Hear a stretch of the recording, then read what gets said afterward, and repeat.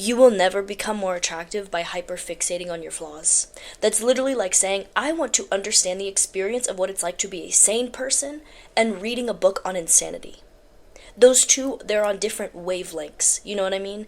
And so if you are continuously living a way where it's like, yeah, I'm not that hot, I should filter myself because like I'm not all that, you know, like I need to humble myself, I need to double check my appearance, I need to make sure that I'm like in my lane. Whether you're telling yourself that consciously or acting that way subconsciously, continuously living like that is never going to get you to be the kind of person that you want to be, that is effortlessly confident within themselves. Let's do a little experiment.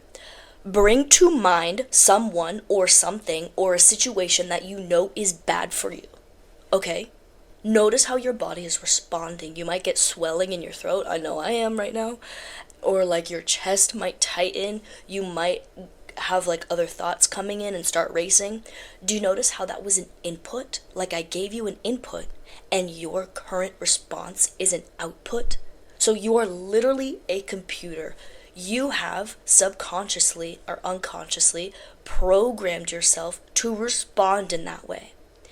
That doesn't mean that the way that you're responding is completely factual. It just means that that is how you trained yourself to be. So that means however you feel about anything is subject to change. So the only way that you can level up and become more magnetizing, become hotter, become more beautiful is not by continuing with the pathway that you're currently on. You need to transcend and create a new one. You literally need to hardwire yourself to think differently, to give yourself more self-respect, to give yourself more of that confidence. The majority of human suffering is caused by believing thoughts that aren't true. How much of your suffering would be alleviated if you consciously hardwired new programming for yourself? Dr. Edith Edgar is a Holocaust survivor, and she said when she was in Auschwitz, she saw the guards as the real prisoners because they were prisoners of their own mind and of their own belief systems.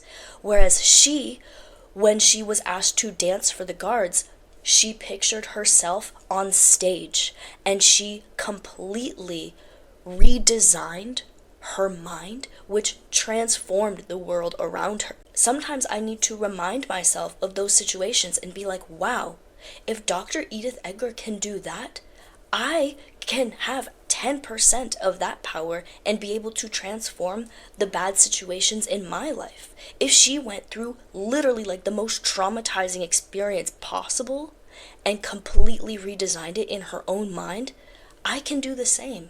You are letting yourself be a victim of the thoughts that you're continuously telling yourself. Again, the majority of human suffering is caused by believing thoughts that aren't true. So how many times have you had the thought of, because of this one little part of me, I am not allowed to be confident?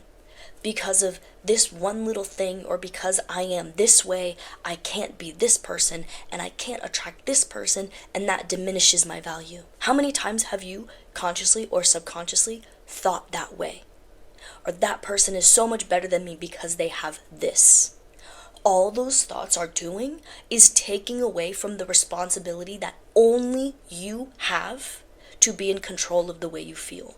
It's so easy to project all of these emotions and these desires onto something outside of us. Like, for example, taking all of the desirability and magnetism and attraction and projecting it onto like a crush, right?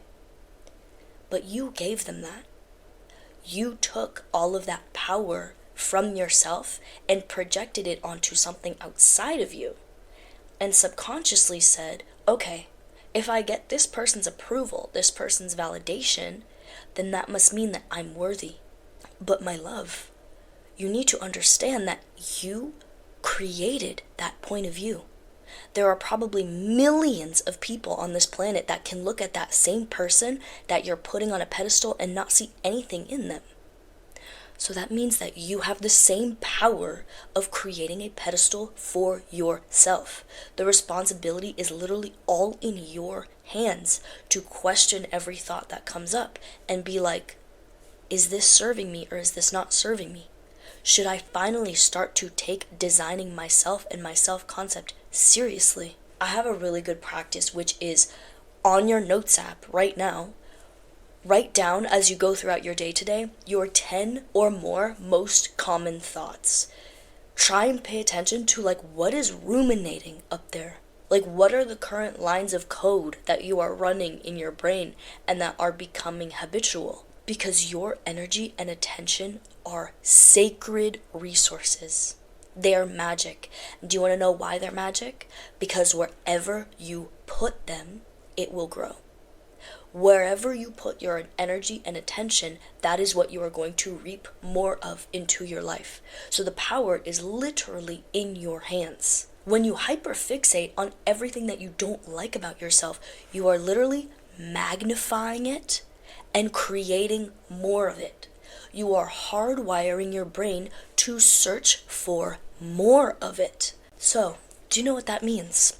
That means if you consciously train your brain to hyperfixate on the things that serve you, the things that elevate you, the things that bring you into the present moment and make you feel great about yourself, you become unstoppable.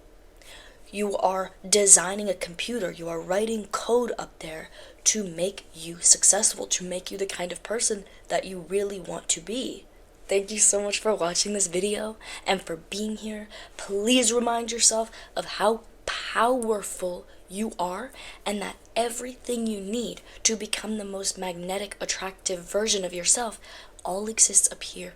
There's nothing you need outside, because anything you see outside that you think you need is importance that you assigned to it. So you are allowed to build yourself up in the same way. Thank you for being here, and I wish you all the best on your healing journey. Bye. Let me remind you, please, that your brain is a set of programs. No, oh my god, that voice crack was so bad.